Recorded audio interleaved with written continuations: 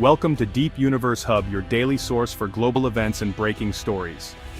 The world watched with anticipation and curiosity as headlines flashed across global newsrooms and analysts scrambled to interpret the significance of the unfolding events. In a historic move, Japan pledged 6 state-of-the-art warships to the Philippines, a gesture that sent ripples through diplomatic circles and is poised to reshape Southeast Asia's security landscape for years to come. This wasn't just a routine military transfer. It marked a strategic pivot with deep and lasting regional implications, signaling a new era of cooperation and shared interests between two maritime nations.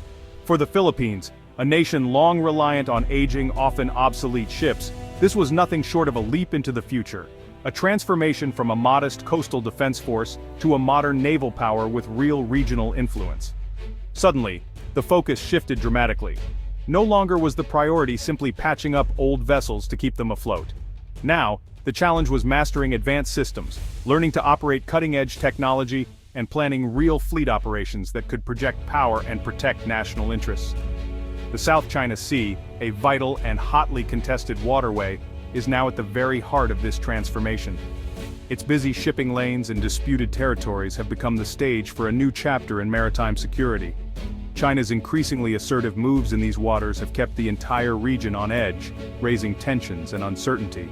But Japan's decision to support the Philippines signals a new resolve among regional partners to uphold a free and open Indo-Pacific, and to push back against unilateral actions. This transfer is more than just hardware. It's a powerful diplomatic and military line in the sand, a clear message that alliances are strengthening and that the status quo is being challenged. For the Philippines, it's both a monumental opportunity and a test of national resolve. The pride of the sailors is matched only by the weight of responsibility now resting on their shoulders. Integrating these advanced ships will demand not only new funding and resources, but also a renewed commitment to training, education, and strategic vision. The Philippine Navy must now adapt quickly, developing new doctrines and building the expertise needed to operate as a modern force. The world is watching closely. Can the Philippine Navy turn this unprecedented gift into a credible deterrent and rise to meet the expectations of its allies and its people? The answer to that question will shape not just the nation's security, but the balance of power in one of the world's most volatile and strategically important regions. The stakes are enormous, and the consequences will echo far beyond Philippine shores. This is the dawn of a new era for the Philippine Navy, a moment filled with hope, challenge, and the promise of a stronger maritime future. The stakes have never been higher, and the eyes of the world are fixed on the men and women who will shape the next chapter of Philippine maritime history. The challenge and the opportunity are now in Manila's hands. The decisions made today will define the nation's security and its place in the world for generations to come. Japan's transfer of 6 Abukuma-class destroyer escorts to the Philippines is a truly historic moment, not just for the two countries involved, but for the entire Asia-Pacific region. This is the first time Japan has ever provided such advanced warships to a foreign nation, signaling a bold new chapter in its defense and foreign policy. These vessels are far from outdated relics. The Abukuma-class ships are modern, well-equipped frigates, capable of anti-submarine warfare and advanced maritime patrols. Their arrival will more than double the Philippine Navy's fleet of modern surface combatants, dramatically boosting its operational capabilities and presence at sea. The deal, made possible under Japan's new Official Security Assistance Program, marks a major shift away from Japan's strictly pacifist post-war stance. It reflects Tokyo's growing willingness to take a more active role in regional security, especially as tensions rise in the Indo-Pacific. Until now, the Philippine fleet was significantly outmatched by China's rapidly modernizing navy, leaving the country exposed and vulnerable in contested waters. The imbalance of power in the South China Sea has been a source of concern for years. With these new ships, the Philippines can now patrol its contested waters with greater confidence, deter potential aggression, and assert its maritime rights more effectively than ever before. These warships will also help protect vital sea lanes that are crucial for global trade and energy supplies, ensuring the safe passage of commercial vessels through some of the world's busiest and most strategic maritime routes. This transfer is more than just a military upgrade. It's a powerful political statement. It demonstrates a shared commitment to upholding international law and resisting coercion in the region. The move cements a rapidly growing security partnership between Japan and the Philippines, paving the way for deeper military cooperation, joint exercises, and intelligence sharing. Japan is investing in regional stability by arming and training a key partner, helping to build a more resilient and capable Philippine Navy for the challenges ahead.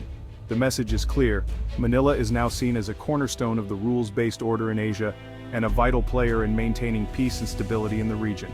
This move signals the beginning of a new era of strategic cooperation, with both nations taking on greater responsibility for their own security and that of their neighbors. The region's security dynamics have fundamentally changed, ushering in a period of closer alliances and heightened vigilance across the Asia-Pacific. For decades, Japan's post-war constitution, drafted in the aftermath of World War II, strictly limited its military to self-defense roles and imposed a near-total ban on arms exports. This pacifist stance became a defining feature of modern Japan, shaping its global image and foreign policy for generations. The country focused on economic growth and diplomacy, while its military remained largely in the background, dedicated to protecting the homeland rather than projecting power abroad. But now, the transfer of advanced warships to the Philippines marks a dramatic and historic shift in this long-standing policy. For the first time in decades, Japan is stepping beyond its traditional boundaries, signaling a willingness to take on a more assertive security role in the region. Rising threats from an increasingly assertive China and unpredictable actions from North Korea have forced Tokyo to fundamentally rethink its approach to national and regional security. The changing security environment in East Asia has made it clear that old policies may no longer be enough to ensure Japan's safety or the stability of its neighbors. In response, Japan has launched its new Official Security Assistance Program, a groundbreaking initiative that allows it to provide arms and military support to friendly nations. This move is designed to help shape the regional security landscape, strengthen alliances, and deter potential aggressors. By sending state-of-the-art frigates to Manila, Japan is making it clear that it is no longer content to be a passive observer. Instead, it is emerging as an active player in Southeast Asia's security architecture, working closely with partners to promote peace and stability. This is a proactive and collaborative strategy, helping allies build their own strength so that together they can deter coercion and aggression from larger powers.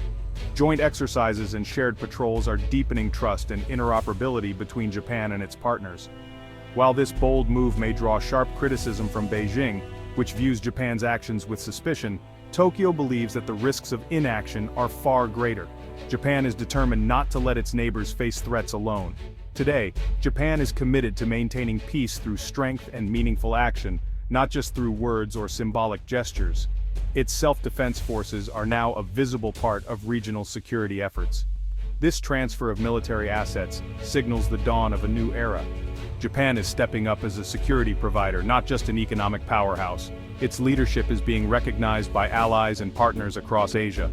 With these changes, the region will never see Japan the same way again. Its role in shaping the future of Asia is only just beginning. The Abukuma-class ships are small frigates built for anti-submarine and anti-surface warfare. They bring advanced sonar, harpoon missiles, and robust endurance, capabilities the Philippine Navy has never had. Their anti-submarine focus is crucial in the contested South China Sea, where underwater threats are growing. While some sensitive systems may require separate deals, the core technology is a massive leap forward. These ships can hunt submarines, challenge surface vessels, and command flotilla operations. Limitations exist, like dated air defenses, but upgrades are possible. For the Philippines, these ships are a foundation for a modern navy. They transform the country's maritime defense for decades to come. Receiving advanced warships is only the beginning. Integrating them is the real challenge. The Philippine Navy must train hundreds of sailors and officers to operate and maintain complex systems. New training programs, likely with Japanese help, are essential. Logistics and maintenance will require upgraded bases, supply chains, and significant investment. Without proper support, these ships could quickly become inoperable. Modernizing weapons and sensors will be expensive but necessary for full effectiveness. The Navy must also develop new doctrines and tactics to use these ships as a true fighting force. Strategic integration with other military branches is vital. The Abukuma-class ships are powerful tools, but only as effective as the strategy behind them. Success depends on planning, investment, and a new operational mindset. The transformation will test the Navy like never before.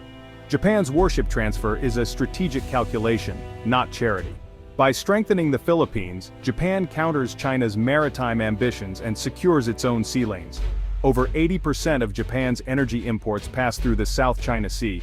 Stability here is vital. This move also elevates Japan's regional influence, shifting from economic to security leadership. By supporting Southeast Asian partners, Japan builds a network to balance China's power. The transfer also aligns with U.S. goals, deepening the U.S.-Japan alliance and trilateral cooperation with Manila. Japan's gift is a multi-layered play deterring China, protecting trade and reinforcing alliances. It's a clear message. Japan is now a pillar of regional security. The warships are both shield and signal. Tokyo's interests and Manila's security are now tightly linked. The warship deal forges a powerful trilateral partnership between the US, Japan, and the Philippines. Previously, ties were mostly bilateral. Now, a true strategic triangle is emerging. The US brings military might, Japan brings technology, and the Philippines offers critical geography. With new frigates, the Philippine Navy can operate seamlessly with US and Japanese forces. This complicates any adversary's plans, especially China's. Aggression against the Philippines now risks a coordinated response from two major powers. Expect more joint exercises, intelligence sharing, and integrated operations. The alliance is becoming a stabilizing force in the region.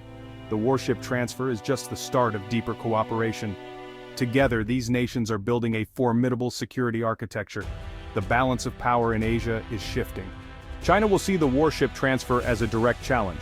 Expect strong protests, propaganda, and increased Chinese maritime activity near Philippine waters. Beijing may use economic pressure, curbing tourism, restricting imports, to punish Manila. Military confrontation is unlikely, but gray zone tactics will intensify.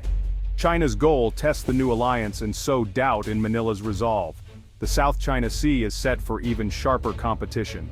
The new frigates offer the Philippines a rare chance, but also major challenges. Sustained funding is essential. Without it, these ships could end up idle. Integrating diverse ships from multiple countries requires new systems and doctrines. Training skilled crews is critical. Technology is only as good as the people using it.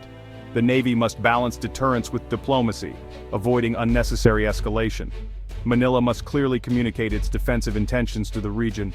This is just the beginning of a demanding new chapter for the Philippine Navy. Success will depend on leadership, investment, and international cooperation. The stakes for regional peace and security are immense. The hard work for the Philippines starts now.